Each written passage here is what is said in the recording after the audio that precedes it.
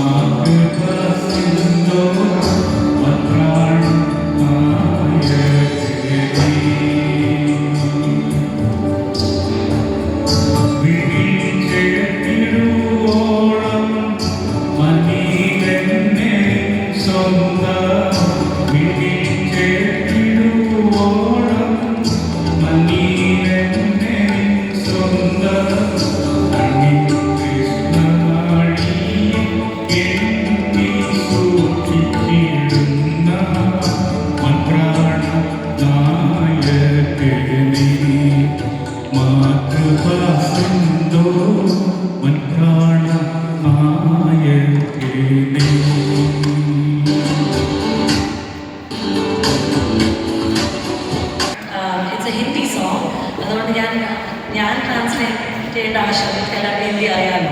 But the idea is that God has not shown us a love greater than the love that He showed us on the cross. So I invite the girls on now, and I hope you enjoy their performance.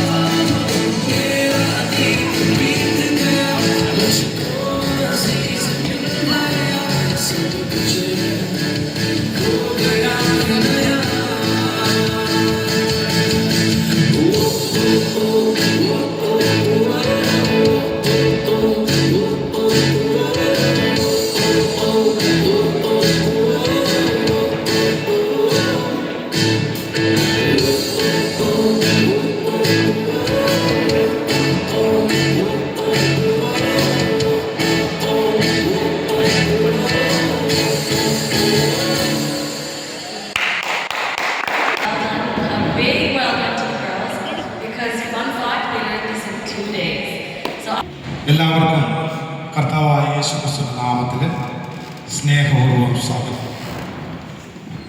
നമ്മുടെ ശരീരത്തിന് രോഗം വന്നാൽ നമ്മളെന്താ ചെയ്യുക? നമ്മൾ ഡോക്ടറെ consult ചെയ്യും. അത് എന്താണെന്ന് നമ്മൾ പരിഹരിക്കും. ചിലപ്പോൾ പനിയാവാം, ചിലപ്പോൾ BP ആവാം, ചിലപ്പോൾ ഷുഗർ ആവാം.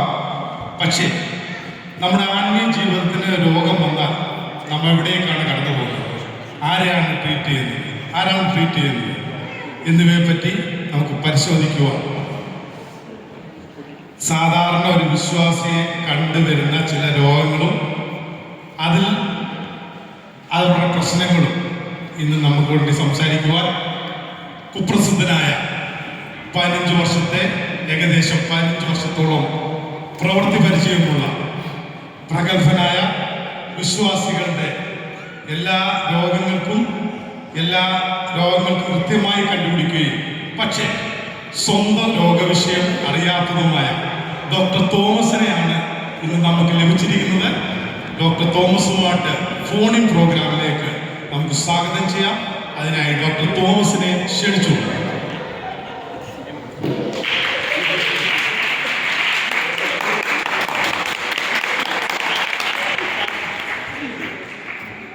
Thank you, Joji. Thank you very much. President, President. Okay. പിന്നെ ഈ പരിപാടിക്ക് ഇത്രയും ഗ്രാമമായിട്ട് വരാൻ ഞാൻ പറഞ്ഞിട്ടില്ല. എന്ത് ചെയ്യാൻ ജന്മനാ ഗ്ലാമറായി പോയോണ്ടാണ് ഞാൻ ഡോക്ടറാണെന്ന് പറയുന്നത്. അതറിയത്തില്ല. ശരിയാണ്. ഇല്ല, ഇനി ആവർത്തിക്കും. ഡോക്ടറെ, ഡോക്ടർ ഇന്ന് നമുക്ക് ഡോക്ടറോട് ചോദിക്കാം എന്നൊരു പ്രോഗ്രാമാണ് നമ്മളിവിടെ നടക്കുന്നത്. അപ്പോൾ ഇന്ന് നമ്മൾ കുറേ അതിഥികളെ പ്രതീക്ഷിക്കുന്നുണ്ട്.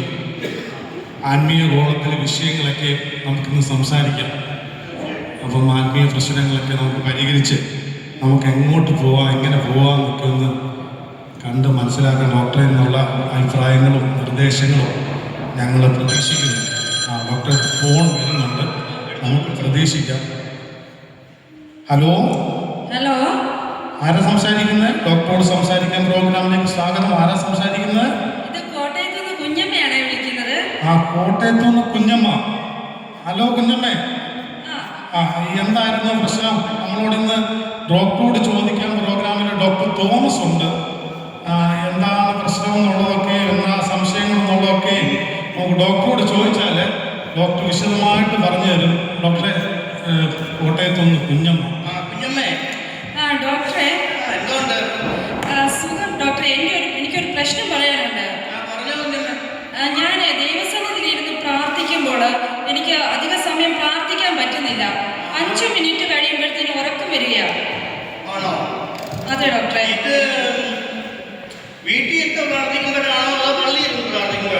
ഞാനത് വീട്ടിലിരുന്ന് ഒറ്റയ്ക്ക് പ്രാർത്ഥിക്കുമ്പോഴാണ് ഡോക്ടറെ ഇങ്ങനെ വരുന്നത്. അത് പറ്റും ഡോക്ടറെ. എനിക്ക് 1/2 മണിക്കൂറൊക്കെ അപ്പോൾ പ്രാർത്ഥിക്കാൻ പറ്റും. പക്ഷെങ്കിലേ ഞാൻ നന്നായിട്ടൊന്ന് പ്രാർത്ഥിച്ചു വരുമ്പോൾ പാസ്റ്റർ ഇടയ്ക്കിടയ്ക്ക് സ്തോത്രം പറയുകയാണ്. അപ്പൊ എന്റെ ഫ്ലോ അങ്ങ് നഷ്ടപ്പെടുക ചെയ്യുന്നേ.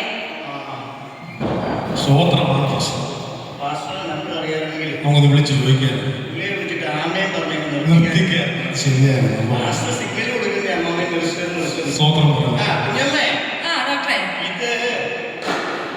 വലിയ അസുഖമൊന്നും അല്ല ഇത്.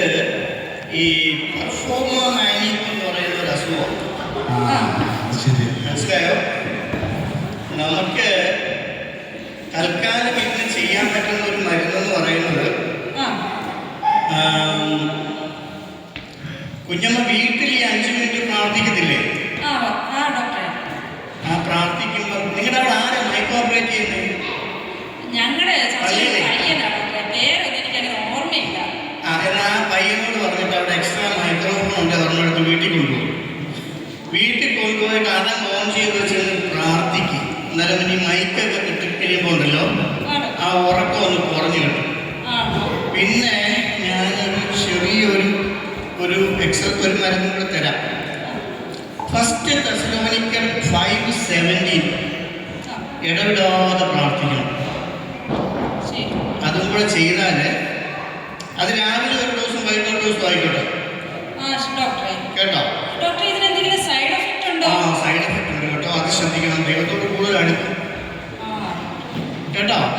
ഇതൊന്ന് ട്രൈ ചെയ്ത് നോക്ക്. നോക്കിയിട്ട് കുറവില്ലെങ്കിൽ ഒരാഴ്ച കഴിഞ്ഞ് വിളിക്കും. തീർച്ചയായും. എന്തായാലും മയക്ക് കൊണ്ടുപോയി കഴിയുമ്പോൾ കുഞ്ഞമ്മയ്ക്ക് കുറയും. കുഞ്ഞമ്മയുടെ അസുഖം നിങ്ങൾക്ക് മനസ്സിലായി. വളരെ ഉപകാരം. ഓക്കെ ഓക്കെ കുഞ്ഞമ്മ, എന്നാൽ അങ്ങനെ ഒന്ന് ചെയ്ത് നോക്ക് കേട്ടോ. ഈ ആത്മീയ ഗോളത്തിൽ ഇങ്ങനെ ചില പ്രശ്നങ്ങൾ കേൾക്കേ. എന്താ പ്രശ്നം എന്ന് വെച്ചാൽ ഈ മൈക്കില്ലാതെ പ്രാർത്ഥിക്കാൻ പറ്റാത്ത ഒരു അസുഖം. ചിലർക്ക് ഒച്ചയെടുത്ത് സംസാരിക്കണം, ചില ഒച്ചത്തിൽ പ്രാർത്ഥിക്കണം. ഓരോരോ രീതിയാണ്. അതെ, അങ്ങനെ കണ്ടു വളർന്നിരുന്നുകൊണ്ട് അത് ശീലിച്ചു പോകുന്നത്. ചിലടത്ത് ചെയ്യുന്ന മൈക്കൊരു വിഷയം. എനിക്ക് തോന്നുന്നത് ഈ ചർച്ചകളിൽ ഓഫർ എങ്ങാനും കിട്ടുവാണെങ്കിൽ ഒരു 10-15 മൈക്രോഫോൺ മേടിച്ചു എല്ലാവർക്കും ഓരോന്ന് വെച്ച്. പക്ഷേ കൂട്ടമലിക്കുന്നവരുടെ ഓർത്തൊന്നും കൊണ്ടുവയ്ക്കും. അതും ശരിയാണ്, അതൊരു പ്രശ്നമില്ല. ഡോക്ടർ അടുത്തൊരു കോള് വരുന്നുണ്ട്, നമുക്ക് ആരാ നോക്കാം. ഹലോ. അയ്യോ പറഞ്ഞാട്ടെ. ഹലോ ഡോക്ടറെ, ജോർജ് കുട്ടി കേട്ടോ. ജോർജ് കുട്ടി എവിടുന്നായിരുന്നു ജോർജ് കുട്ടി? ഞാൻ കോട്ടയത്ത് നിന്ന് വിളിക്കും. കോട്ടയത്ത് നിന്നാ? പറഞ്ഞാട്ടെ ജോർജ് കുട്ടി, നമ്മളോട് ഇന്ന് ഡോക്ടറോട് സംസാരിക്കാനുള്ള പ്രോഗ്രാമിൽ ഡോക്ടർ തോമസ് ഉണ്ട്. ഈ ഡോക്ടറെ മാത്രമേ കാണിച്ചിട്ടുള്ളൂ? എനിക്ക് ഡോക്ടറെ കാണാൻ ഒതുക്കിയിരിക്കുകയാണ്. ആയിക്കോട്ടെ, ഞാൻ ഇപ്പം കൊടുക്കാം.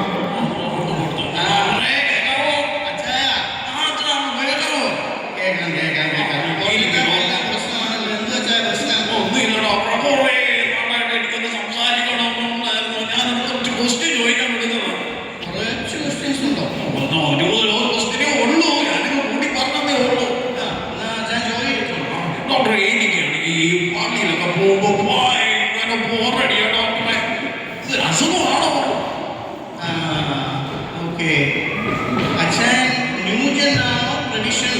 ഞാൻ രണ്ടിന്റെ ഇടയ്ക്ക് വീട് പിടിച്ചു നിൽക്കണ്ടേ? അതാ കുഴപ്പം. ഈ രണ്ടിന്റെ ഇടയ്ക്കായി കഴിഞ്ഞാല് നമുക്ക് എന്താ ചെയ്യേണ്ടതെന്ന് അറിയത്തില്ല കേട്ടോ. അപ്പം നിങ്ങളുടെ ചർച്ചയിലെ പാസ്റ്റർ എങ്ങനെയാ? പുള്ളി പഴയ നിയമമാണോ പുതിയ നിയമമാണോ? രണ്ടിന്റെ ഇടയ്ക്ക് പെടുന്നവരാണ്. സാധാരണഗതിയിൽ ഈ പഴയ നിയമത്തിലെ അബ്രഹാം പിതാവും ദാവീദും 5 കല്ലും ഇതൊക്കെ ആണെങ്കിൽ നമുക്ക് അത്രയും ബോറിങ് വരത്തില്ല. ഓക്കെ. എനിക്ക് തോന്നുന്നത് അച്ചായന്റെ പ്രശ്നം ബോറിംഗ് ഡിസീസ് എന്ന് പറയുന്ന സംഭവം ഈയിടെയായിട്ട് തുടങ്ങിയിട്ടുണ്ട്. അതായത് പുതിയ നിയമത്തിൽ നമ്മൾ ലേഖനങ്ങളിൽ നിന്നുള്ള ക്ലാസ് കേൾക്കുമ്പോൾ ചെറിയ ചൊറിച്ചിൽ ശരീരത്തിലുണ്ടാവും. അച്ചായൻ എങ്ങനെ ആയുർവേദ സ്നേഹത്തിലാണോ? ആയിരുന്നു. ഇപ്പം പ്രായമാകുമ്പോഴത്തെ അച്ഛനുള്ള ചെറിയ ചെറിയ പ്രശ്നങ്ങളൊക്കെ ഉണ്ടല്ലേ. അതിന്റെ കൂട്ടത്തിൽ പുതിയ നിയമം കൂടെ വരുമ്പോൾ വിഷയമാണ് കേട്ടോ. കാരണം ഈ വചനം വാടുപോലാണല്ലോ പറയുന്നേ. അത് 2 തലയും വെച്ച് കൊണ്ട് കയറത്തില്ലയോ? ഇത് അച്ചായന്റെ ഹൃദയത്തിലോട്ട് ഇങ്ങനെ ഗിരിഗിരിരാന്നോട്ട് കയറി പോകുമ്പോഴേ അച്ചായന് ഭയങ്കര ബോറിംഗ് ആയിരിക്കും. അപ്പൊ എന്താ ചെയ്യാൻ പറ്റുന്നേ? ചെയ്യാൻ അച്ഛൻ ഒരു കാര്യം ചെയ്യാം. അച്ഛൻ ഷുഗറോ പ്രഷറോ ഉണ്ടോ? എല്ലാം ഉണ്ട് ഡോക്ടറെ, എല്ലാ അസുഖങ്ങളും ഉണ്ട്, ഇല്ലാത്തതായിട്ട് ഒന്നുമില്ല. ആണല്ലേ? എന്നിട്ടും പഠിച്ചിട്ടില്ല. പഠിക്കണം. പഠിക്കണം. ഇനി എന്നാ പഠിക്കുന്നേ? ഉടനെ പഠിക്കാം. CC അടങ്ങിയില്ല റായം തോന്നുന്ന സൗണ്ടൊക്കെ കേട്ടിട്ട്. അങ്ങനെയൊന്നുമില്ല. അപ്പൊ അച്ഛൻ ചെയ്യാൻ പറ്റുന്ന ഒരു കാര്യം, അച്ഛൻ എക്സസൈസ് ചെയ്താൽ മതി. അച്ഛന് മരുന്നിന്റെ ആവശ്യമില്ല കേട്ടോ. അച്ഛൻ ചർച്ചിലെ സെക്രട്ടറിയോ ട്രഷററോ വല്ലതും ആയിട്ടുണ്ടോ? ഇരുന്നിട്ടുണ്ട്. ഇപ്പൊ പുറത്താ? അതല്ല, അതും ഒരു വിഷയമായി, ബോറിങ്ങിന്റെ ഒരു വിഷയമാണ്. അപ്പൊ അച്ഛൻ ഒരു കാര്യം ചെയ്യും. അച്ഛൻ ഒരു 7 ദിവസം ഉപവസിച്ചങ്ങ് പ്രാർത്ഥിക്കും. രാവിലെയും വൈകിട്ടും വചനവും വായിക്കും, ഒന്ന് ധ്യാനിക്കും. നല്ല പാസ്റ്റർമാരല്ലോ അത് വരുവാണെങ്കിൽ തലയെ കൈവച്ചൊന്ന് ശ്വാസിക്കും, മാറും കേട്ടോ. ഒരാഴ്ച കഴിഞ്ഞിട്ട് മാറിയില്ല, ഒന്നും വിളിക്കണം. വളരെ സന്തോഷം ഡോക്ടറെ. സന്തോഷമായല്ലോ? സന്തോഷം. Thank you. ഡോക്ടർ പറഞ്ഞ മനസ്സിലായിട്ടോ? മനസ്സിലായിട്ടുണ്ട്. ഞാനിപ്പോൾ അവിടെ വലിയ സാധനമൊന്നുമില്ല. അതായത് ആ പുറകെ വന്ന് നിന്നിട്ട് പുറത്തുനിന്ന് പോകുന്നതിൽ അസുഖമായിരിക്കും. അപ്പോൾ അതായിരിക്കും പുള്ളിക്കാരൻ്റെ സങ്കടം കൊണ്ട് ചിലപ്പോൾ ഇനി അത് നമ്പർ എവിടെ നിന്ന് കിട്ടിയിട്ടുണ്ട്. ഇനി അത് പറഞ്ഞിട്ട് നേരം കാണാൻ സമയം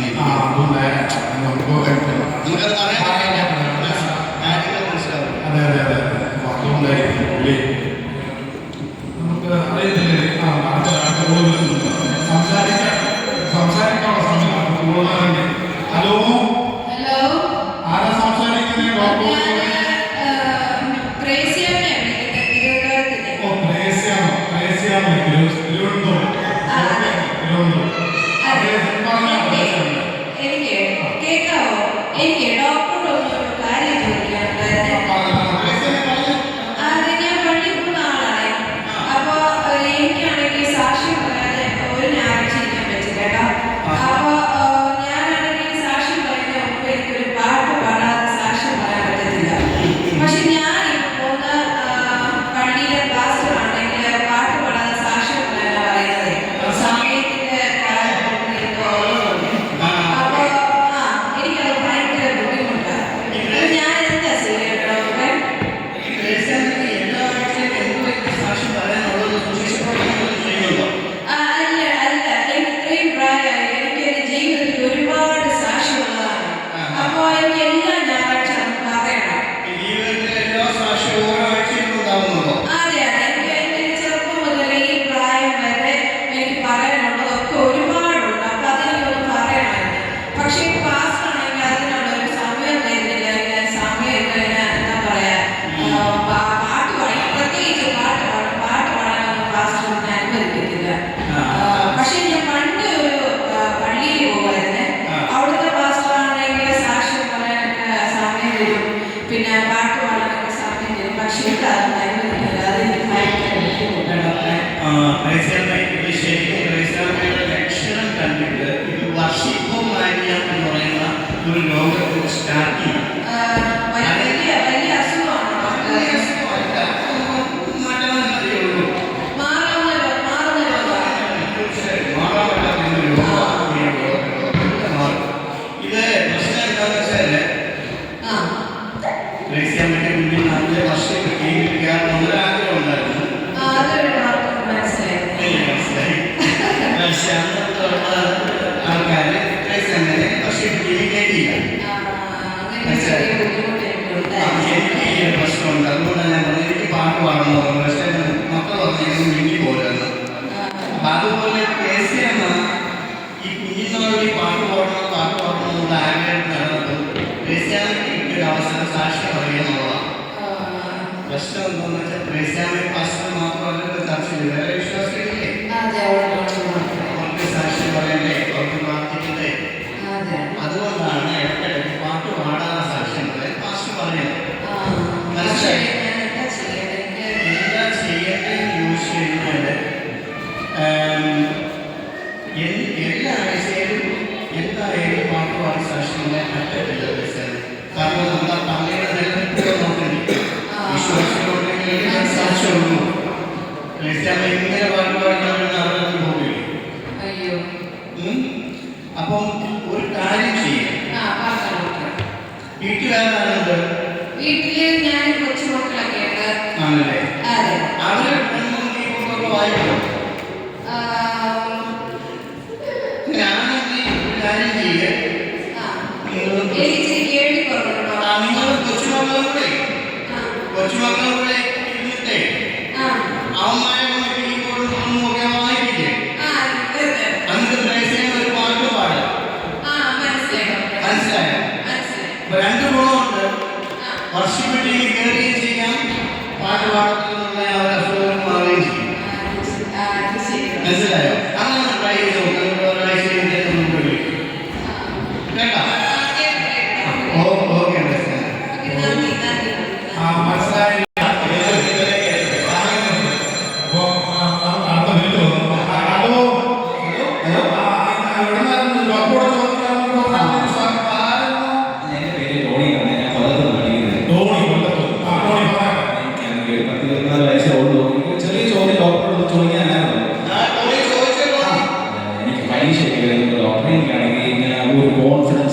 എപ്പോഴും തോൽക്കുന്നു അല്ലെങ്കിൽ ഒന്നിനും കൊള്ളില്ല എന്നൊക്കെ ഉള്ളൊരു തോന്നൽ ഭയങ്കര ഒരു ആത്മവിശ്വാസം പറഞ്ഞു.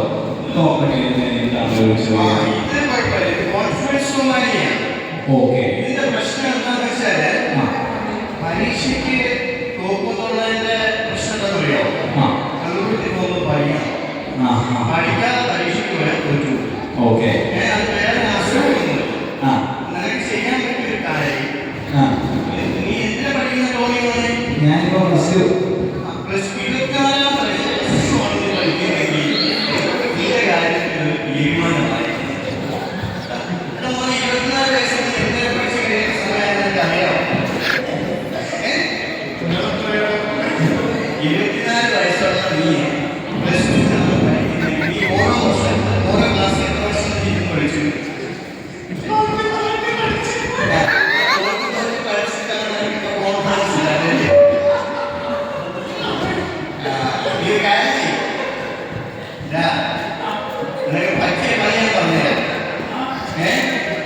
നീ ആദ്യ പ്ലസ് ടു പാസ്സായ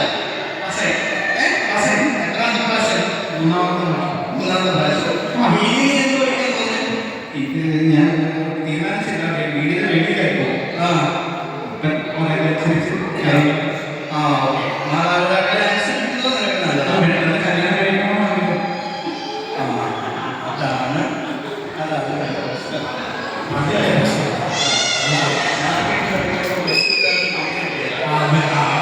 എന്തെങ്കിലും വേണമല്ലോ, അതുകൊണ്ടെങ്കിൽ എടാ, നീ നഴ്സിംഗ് പഠിക്കാൻ ഇഷ്ടമാണോ? നഴ്സിംഗ് നഴ്സിംഗ് പഠിച്ചിട്ട് സയൻസ് ഗ്രൂപ്പ് വേണം. നീ പ്ലസ് ടു സയൻസ് ആയിരുന്നോ? സയൻസ് ആയിരുന്നു. നഴ്സിംഗ് പഠിക്കേ. ഇത് 24 വയസ്സ്. ജനറൽ നഴ്സിംഗ് 3 വർഷം. നിന്റെ സ്ഥിതി വെച്ച് നോക്കിയാൽ 35 വയസ്സാകും. ഏകദേശം തീരുമാനമാണ്. 35 വയസ്സാകുമ്പോൾ പാസ്സായിട്ട് ഒരു 2-3 കൊല്ലം എക്സ്പീരിയൻസ് കഴിഞ്ഞിട്ട് അപ്പോഴത്തേക്ക് പെൻഷനാവും. പറ്റും. അത് മാതാപിതാക്കളുടെ പെൻഷനോ?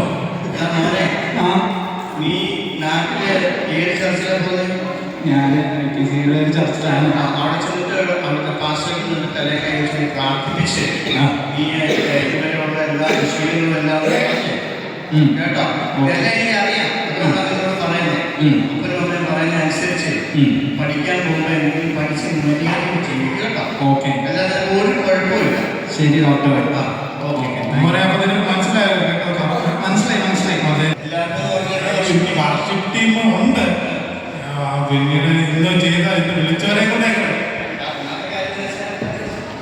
ജോലിക്കും ആഗ്രഹമുള്ള എനിക്ക് വളരെയുണ്ട്. പക്ഷേ ഏകത്തില്ല അതുകൊണ്ട് രണ്ടുപേർക്കും ജോലി ചുറ്റിയതല്ല. അങ്ങനെ എന്നായിക്കോട്ടെ. അപ്പം നമുക്കൊന്ന് തുടങ്ങട്ടെ. അതിനുവേണ്ടി നമ്മൾ വിളിച്ചിട്ടുണ്ട്. നമുക്ക് സൈഡിൽ നിൽക്കാൻ വേണ്ടി. അപ്പോൾ അവരെ കൂടെ ക്ഷണിച്ചുകൊണ്ട് അപ്പോൾ ഇന്നത്തെ ആരെങ്കിലും ഒരു കാര്യം പാടി നമുക്ക് മൈൻഡ് ചെയ്യാം. ആയിക്കോട്ടെ, എന്നാ ആയിക്കോട്ടെ.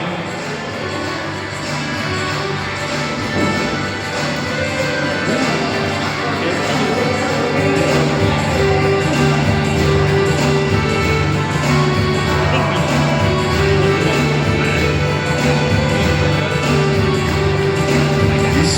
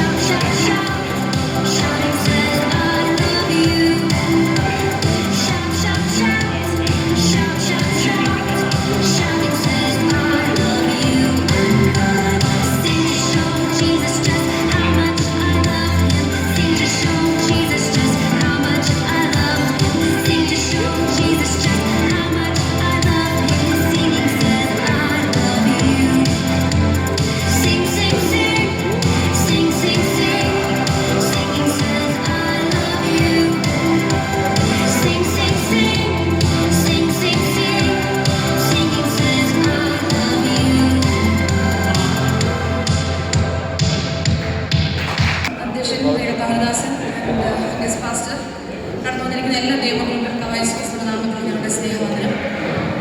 ഇന്ന് ഞാനിവിടെ ചെയ്യാൻ പോകുന്ന ഒരു സ്പെഷ്യൽ പ്രോഗ്രാമാണ്. അതിന് നമ്മൾ ക്ഷണിക്കപ്പെട്ടിരിക്കുന്ന ഒരു പ്രിയ സഹോദരിയുണ്ട്.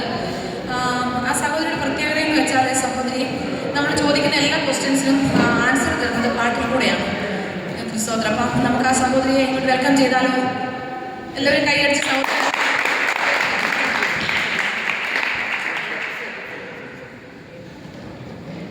സഹോദരി ഈ സഹോദരി നമ്മളോടെല്ലാം പാട്ടിൽ കൂടെ ആയിരിക്കും ആൻസറുകൾ തരുന്നത് കേട്ടോ.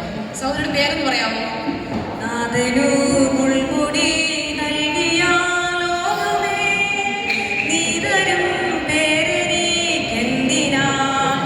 പേര് ചോദിച്ചപ്പോൾ പോലും പാട്ടിലൂടെയാണ് മറുപടി തരുന്നത്. ദൈവത്തിന് സ്തോത്രം. സഹോദരിയുടെ ദേശം എവിടെയാണെന്ന് പറയാമോ? എൻ്റെ ദേശം ഇവിടെയല്ല, ഇവിടെ ഞാൻ പരദേശവാസിയാണല്ലോ. സഹോദരി രക്ഷയുടെ മാർഗത്തിലേക്ക് എങ്ങനെയാണ് കടന്നു വന്നത്? അതേപ്പറ്റി ഒന്ന് വിശദീകരിക്കാമോ ഞങ്ങളോട്? കൃപകൃപയൊന്നെന്നാശ്രയം, ഹല്ലേലൂയ. കൃപകൃപയൊന്നെന്നാനന്ദവാൻ. സ്തോത്രം. അതുപോലെ സഹോദരി ഇപ്പോൾ ഈ സാമ്പത്തികമായി വളരെ പ്രതികൂലങ്ങളിലൂടെയൊക്കെയാണ് നമ്മുടെ പല സഹോദരങ്ങളും കടന്നു പോകുന്നത്. അപ്പോൾ സഹോദരി അതൊന്നും ബാധിച്ചതായിട്ടൊന്നും എനിക്ക് തോന്നുന്നില്ല. അപ്പോൾ സഹോദരിയുടെ നിക്ഷേപങ്ങളൊക്കെ എവിടെയാണ് കൂട്ടിവെച്ചിരിക്കുന്നത്? എൻ്റെ നിക്ഷേപം നീ തന്നെയാ, എൻ്റെ ഹൃദയവും നിന്നെ തന്നെയാ. ഓ, അത് കൊള്ളാം. സഹോദരിയുടെ നിക്ഷേപങ്ങൾ ബാങ്കിലോ മറ്റെവിടെയുമല്ല, എല്ലാം കർത്താവിൻ്റെ സന്നിധിയിലാണ്. സ്തോത്രം. അതോർത്ത് ദൈവത്തെ സ്തുതിക്കുന്നു.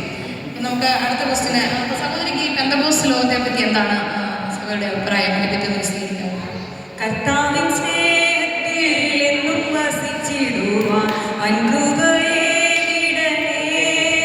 ഭിന്നതവിദ്വേഷമില്ലാതെ ജീവിപ്പാൻ നൽവരം നൽകിടണേ. ഓ, നല്ല ഉപദേശം സഹോദരി.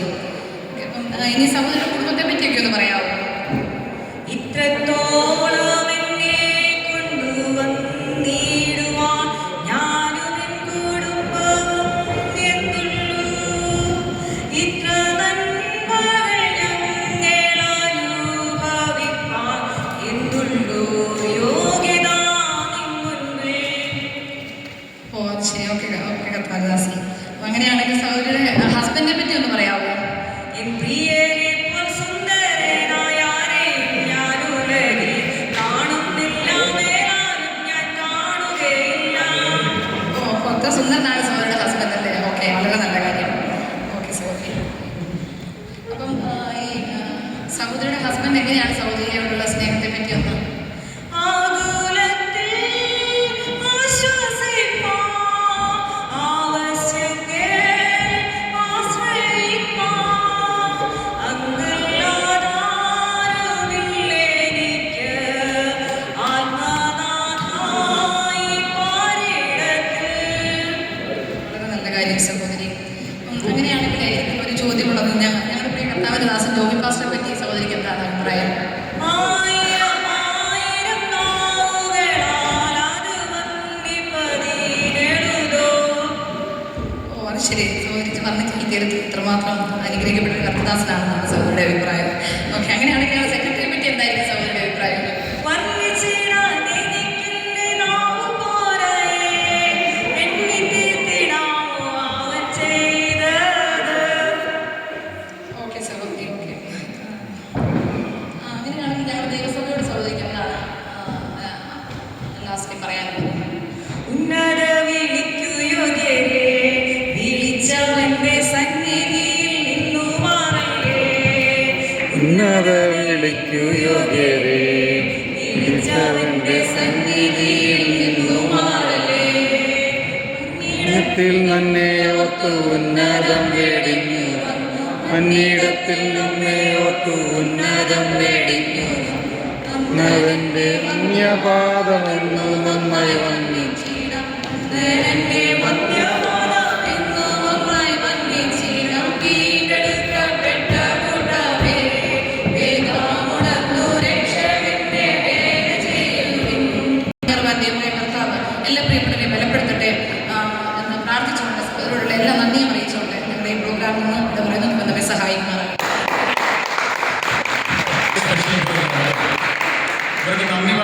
പാട്ടുകൂടായാലോ? നന്ദി നന്ദി എൻ ദൈവമേ, നന്ദി യേശുവരാ.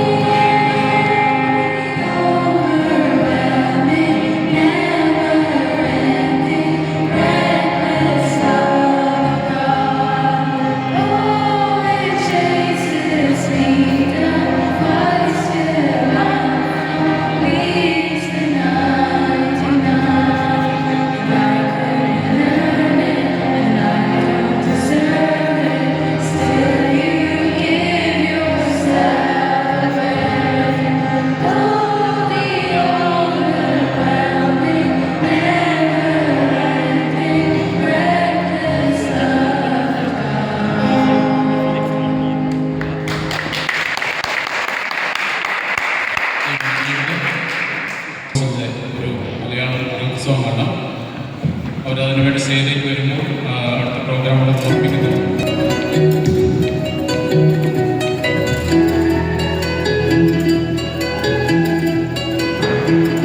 Thank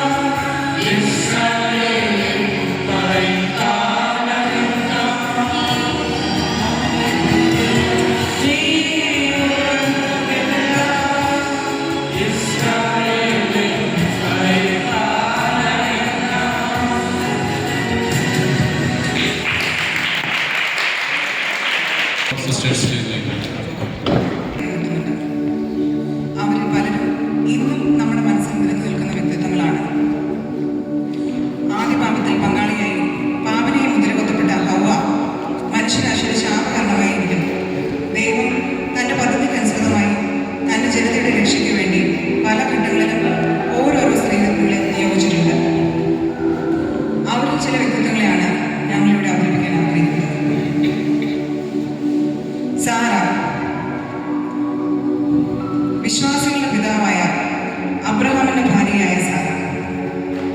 വാഗ്ദത്തം ചെയ്ത ദൈവത്തെ വിശ്വസ്തനെന്ന് എണ്ണുകയാൽ പ്രായം ചെന്നിട്ടും ഒരു പുത്രന് ജന്മം കൊടുക്കുവാൻ ഭാഗ്യം ലഭിച്ച ജാതികളുടെ മാതാവ് എന്നറിയപ്പെട്ട സ്ത്രീരത്നം.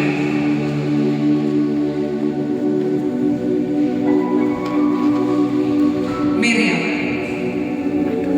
ഇസ്രായേൽ മക്കളെ മിസ്രൈമിൽ നിന്നും കാനാനിലേക്ക് നയിച്ചുകൊണ്ടു പോകുവാൻ സഹോദരന്മാരായ മോശയോടും അഹരോനോടും ഒപ്പം നിന്ന ധീരവനിത. ഇസ്രായേൽ മക്കൾ ചെങ്കടലിന്റെ നടുവിൽ ഉണങ്ങിയ നിലത്തൂടെ അക്കരെ കടന്നപ്പോൾ മിറിയാം തപ്പെടുത്തു. സ്ത്രീകൾ എല്ലാവരും തപ്പോടും നൃത്തത്തോടും കൂടെ അവളുടെ പിന്നാലെ ചെന്നു. ദെബോറ ഇസ്രായേലിനെ ന്യായപാലനം ചെയ്തവരുടെ കൂട്ടത്തിൽ പ്രവാചകയായ ഏക ന്യായാധിപ. ആത്മത്യാഗത്തിന്റെയും ധൈര്യത്തിന്റെയും നല്ല മാതൃക. കാനാന്യർക്കെതിരെയുള്ള യുദ്ധത്തിൽ തന്റെ കൂടെ വരണമെന്ന് ബാരാക്ക് അഭ്യർത്ഥിച്ചപ്പോൾ പിന്മാറാതെ ഇസ്രായേലിന്റെ രക്ഷയ്ക്കായി ധൈര്യപൂർവ്വം ബാരാക്കിനോടും സൈന്യത്തോടുമൊപ്പം അവൾ പുറപ്പെട്ടു. അവർ നേടിയെടുത്ത ഉജ്ജ്വല വിജയത്തിൽ തീർന്ന ദെബോറ പാടിയ സ്തോത്രഗീതം ബൈബിളിലെ ഏറ്റവും പുരാതനമായ കവിതകളിൽ ഒന്നായി കരുതപ്പെടുന്നു. നവോമിയും റൂത്തും. യഹോവയോടും തന്റെ അമ്മാമയമ്മയായ നവോമിയോടുമുള്ള ഇഷ്ടത്താൽ തന്റെ നാടിനെയും വീടിനെയും വീട്ടുകാരെയും വിട്ട് യഹൂദാ ദേശത്തെത്തിയ മോവാബ്യ സ്ത്രീയായ റൂത്ത് തന്റെ ദൈവഭക്തിയും കഠിനാധ്വാനവും വിശ്വസ്തതയും കൊണ്ട് യേശുവിന്റെ വംശാവലിയിൽ തന്നെ ഇടം പിടിച്ച മഹിളാരത്നം. നിന്റെ ജനം എന്റെ ജനം, നിന്റെ ദൈവം എന്റെ ദൈവം എന്ന് പറഞ്ഞ് അവൾ നവോമിയോട് പറ്റിച്ചേർന്നു.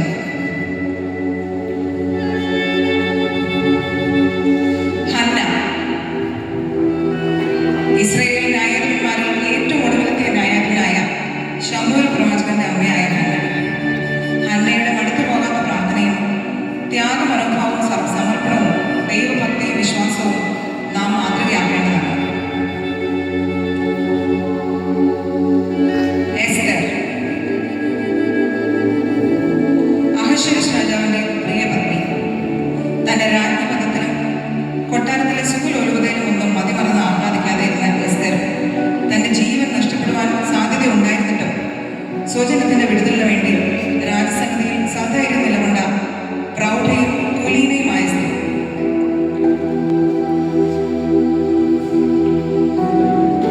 മറിയ നമ്മുടെ കർത്താവും രക്ഷകനുമായ യേശുക്രിസ്തുവിനെ ജനിക്കാൻ ഇതാ ഞാൻ കർത്താവിന്റെ ദാസി, നിന്റെ വാക്ക് എന്നിൽ ഭവിക്കട്ടെ എന്ന് പറഞ്ഞ് തന്നെത്താൻ ദൈവത്തിന് സമർപ്പിച്ച മറിയ. സ്വന്തം മകനെ ലോകത്തിന്റെ പാപപരിഹാര വിലയെ സമർപ്പിച്ച ത്യാഗത്തിന്റെ നിറവിടം.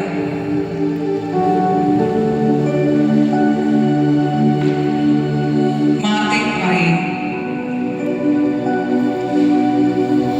യേശു സ്നേഹിച്ച ലാസറിന്റെ സഹോദരന്മാർ.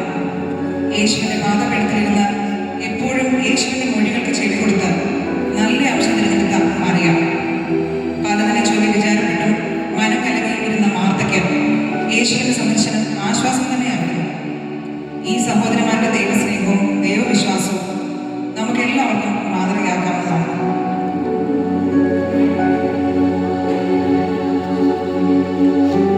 വേദപുസ്തകത്താളുകളിൽ ഇന്നും ജീവിക്കുന്ന ഈ സ്ത്രീരത്നങ്ങൾ വിധേയത്വത്തിന്റെയും വിശ്വസ്തതയുടെയും ഭക്തിയുടെയും നേതൃത്വ പാഠവത്തിന്റെയും ഉത്തമ മാതൃക നമ്മെ കാട്ടിത്തരുന്നു. ദൈവാശ്രയബോധത്തോടെ തങ്ങളുടെ ജീവിത പ്രതിസന്ധികളിൽ കത്തിജ്വലിച്ച ഈ തീനാളങ്ങൾ കൂരിൽ നിറഞ്ഞ നമ്മുടെ ജീവിത സാഹചര്യങ്ങളിൽ നമുക്ക് മാർഗദീപങ്ങളാണ്.